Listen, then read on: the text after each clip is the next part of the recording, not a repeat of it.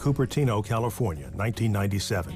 It's been 10 years since Steve Jobs parted ways with Apple Computer.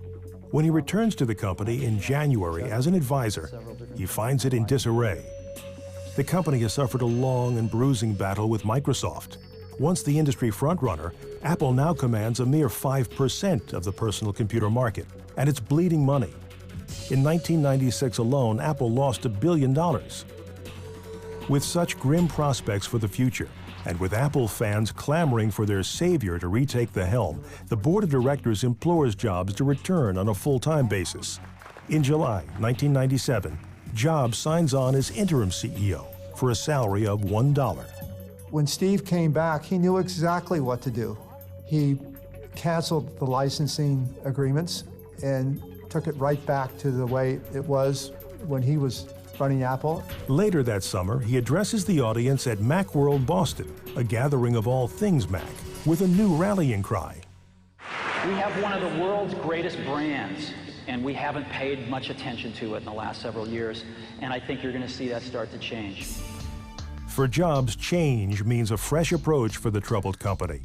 He launches an ad campaign that sums up Apple's new direction in a simple two-word mantra. The Think Different campaign was an attempt to not only tell the world that Apple's core values are back, but to inspire the employees to create the kinds of things Steve wanted them to be. It showed a whole series of people who also embodied this ideology of thinking differently, of creativity and nonconformity and passion.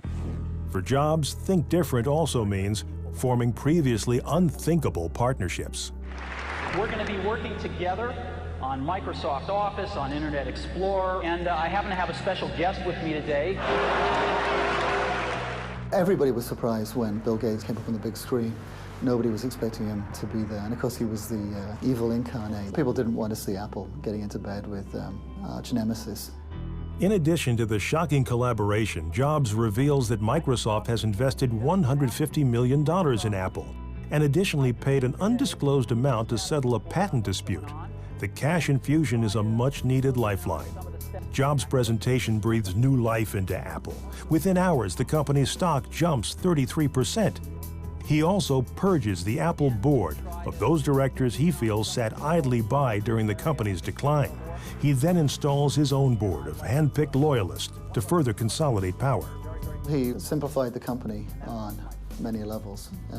He pulled back the number of products that Apple was making to just 4.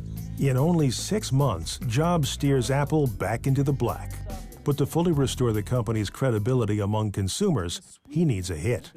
As the world moves online, Jobs begins work on the iMac, a user-friendly computer designed for the internet age, hence the I. Suddenly, everybody wanted a computer. And then all the things that had made Apple great, the simplicity of design, the simplicity of use, suddenly made it attractive to consumers. You know, you plug in 2 cords, the power cord and the modem cord, and this thing is online instantly. The iMac's draw stems from its unique form as well.